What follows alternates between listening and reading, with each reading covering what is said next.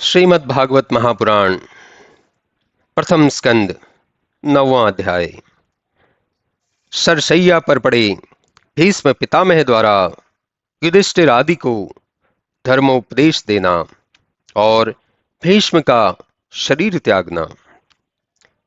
सूत जी कहते हैं, हे शौनक, इस प्रकार महाभारत युद्ध में मारे गए राजाओं के शोक से अत्यंत विह्वल होकर युधिष्ठिर कुरुक्षेत्र में सरसैया पर पड़े हुए भीष्म पितामह के पास गए।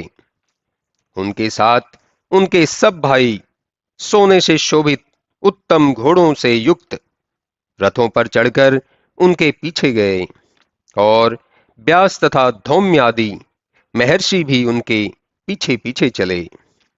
इसके अतिरिक्त कितने ही ऋषि मुनि और ब्राह्मण भी पितामह भीष्म के पास ज्ञानोपदेश सुनने के लिए वहां जा बैठे।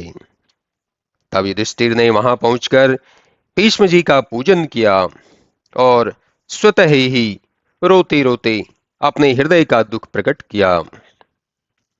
तब धर्मराज को पश्चाताप से संतप्त होते जानकर बाणों की शैया पर पड़े हुए भीष्म जी ने कहा, हे धर्मपुत्रों, अब तुम लोग किसी प्रकार की चिंता ना करो।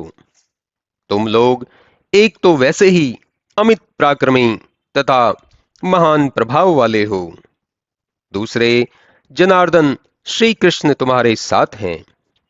अब तक जो कुछ तुम्हारे विरुद्ध हुआ है उसमें काल की ही प्रधानता जानो, क्योंकि काल सबसे बली है। इंद्रादिक लोकपाल सब उसके वश में हैं। हे राजन, वह बली काल किस समय क्या करना चाहता है यह साधारण मनुष्य के जानने की बात नहीं है। उसके जानने के लिए विद्वान भी मोहित हो जाते हैं। इस कारण हे भरतवर्षभ, इन दुख सुख आदिकों को ईश्वर के वश समझकर तुम उनके अनुवर्ती हो। अनाथ प्रजागणों की रक्षा करो। देखो, ये श्री कृष्ण आदि पुरुष साक्षात नारायण रूप हैं। ये भी प्रजाओं की रक्षा और कल्याण के लिए ही अपनी माया से संसार को मोहित करते हुए यदुवंशियों में गुप्त होकर विचरते हैं। इनके अत्यंत गुप्त प्रभाव को श्री भगवान शिव जी ही जानते हैं। फिर तुम लोग तो उन श्री कृष्ण जी के प्रिय मित्र और अत्यंत उपकारी हो। वे तुम्हारे मामा के पुत्र, विश्वासी दूत, साथी और मंत्री भी हैं। तब उन सर्वात्मा, समदर्शी, अज्ञेय, अहंकार रहित श्री कृष्ण जी को पाकर भी तुम्हें परामर्श देने वाले की क्या न्यूनता है। आहा, ये श्री कृष्ण जी कितने दयालु हैं, जिन्होंने मुझे प्राण त्यागते हुए को अंत में आकर दर्शन दिए हैं। जो इन कृष्ण जी में मन लगाकर उनकी भक्ति करता है, जो इनके नामों को स्मरण और जप करता हुआ शरीर त्याग करता है, वह संसार के आवागमन से मुक्त हो जाता है। हे युधिष्ठिर, अब मेरी यही इच्छा है कि जब तक मेरे प्राण न छूटें तब तक ये सर्वदा प्रसन्न मुख श्री कृष्णचंद मेरे समक्ष विद्यमान रहें। सूत जी कहते हैं कि भीष्म जी के ऐसा कहने पर धर्मराज युधिष्ठिर ने उन शरसैया पर पड़े हुए महात्मा से अनेक प्रकार के धर्म संबंधी प्रश्न किए।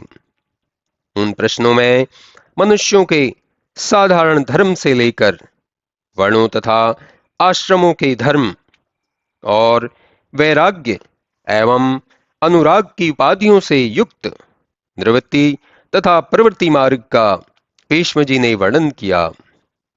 साथ ही उन्होंने धन धर्म, राजधर्म, मोक्ष धर्म, स्त्रियों के धर्म और विष्णु जी के सब धर्मों को संक्षेप में और कहीं कहीं विस्तार से भी वर्णन कर अनेक प्रकार के इतिहासों सहित धर्म, अर्थ, काम और मोक्ष का विशद विवेचन किया।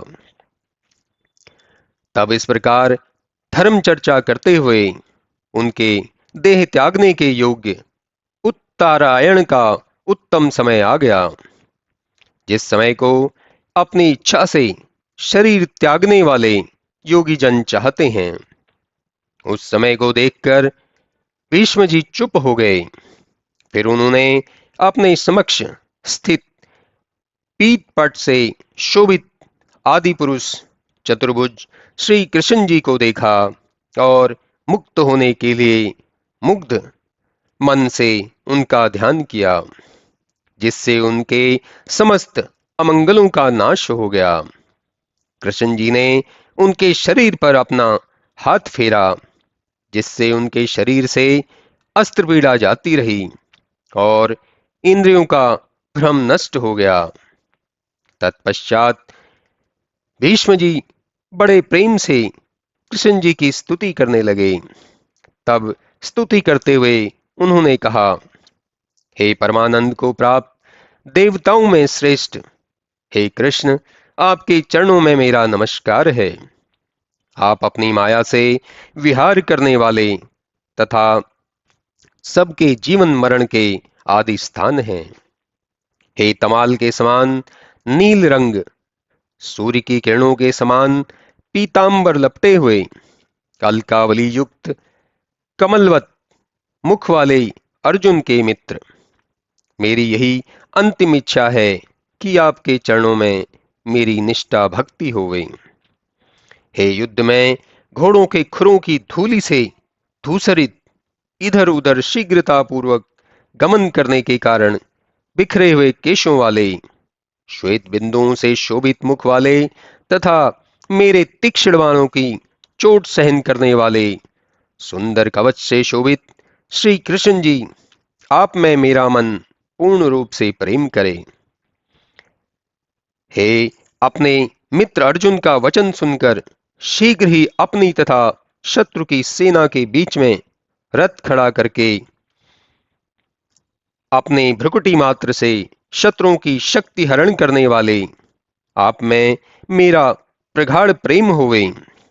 हे अर्जुन की कुबुद्धि को हरने वाले श्री कृष्ण जी, मैं बारंबार आपको प्रणाम करता हूं। हे भगवान, यदि आप अर्जुन के सहायक न होते तो वह अपनी दुर्बुद्धिता के कारण युद्ध में शत्रुओं को कदापि न मारता, परंतु आपने आत्मज्ञान देकर उसे बड़ा साहसी बना दिया। हे अच्युत, आप वही सत्पुरुष हैं जो मेरी प्रतिज्ञा को सत्य करने के लिए अपनी प्रतिज्ञा त्याग रथ से नीचे उतर रथ का पहिया ले मुझे वैसे ही मारने चले जैसे हाथी को मारने के लिए सिंह चलता है। हे जनार्दन, तब आपके भय से पृथ्वी कांपने लगी और उसी संभ्रम में आपका दुपट्टा पृथ्वी पर गिर पड़ा। तब मैंने आप पर बाणों का तीसरा भीषण प्रहार किया और जब आपका कवच कट गया, तब जिस आपके शरीर से रुधिर बहने लगा, मैं ऐसे श्री कृष्ण जी को, जो मुझे मारने के लिए हठात मेरे ही सामने आए थे, उन मुकुंद भगवान को मेरा प्रणाम है। वे ही भगवान मेरी गति हों, फिर जो अपने कुटुंबियों के ही समान अर्जुन के रथ की रक्षा करने वाले, हाथ में रथ हाँकने का चाबुक लिए, घोड़ों की बागडोर हाथ में पकड़े हुए तथा जो उस दशा में अद्भुत शोभायमान हो रहे थे, उन भगवान श्री कृष्ण जी को मैं अपने इस मृत्यु काल में प्रणाम करता तथा उनकी शरण होता हूं। वे मुझे अपनी शरण में रखें।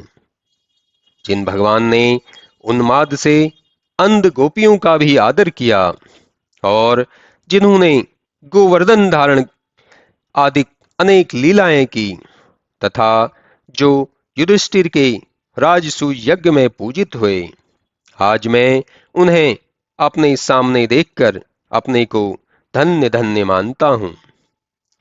सूत जी कहते हैं कि इस प्रकार बारंबार परमात्मा भगवान श्री कृष्ण का ध्यान करते हुए अपनी सब बाहरी वृत्तियों को भीतर रोककर भीष्म जी शांत हो गए। तब भीष्म जी ब्रह्म गति को प्राप्त हो गए। ऐसा जानकर वहां उपस्थित जनों में सन्नाटा छा गया। देवताओं तथा मनुष्यों द्वारा बजाए हुए नगाड़े बजने लगे। राजाओं में स्थित साधुजन भीष्म जी की प्रशंसा करने लगे। आकाश से फूलों की वर्षा होने लगी। मुनिजन प्रसन्न होकर श्री कृष्ण जी की स्तुति करने लगे। तत्पश्चात श्री कृष्ण और धृतराष्ट्र के आज्ञा अनुसार युधिष्ठिर ने उनका शव आदि सब संस्कार किया और पुनः हस्तिनापुर आकर तपस्विनी गांधारी तथा माता कुंती को समझाते हुए राज्य संभाला।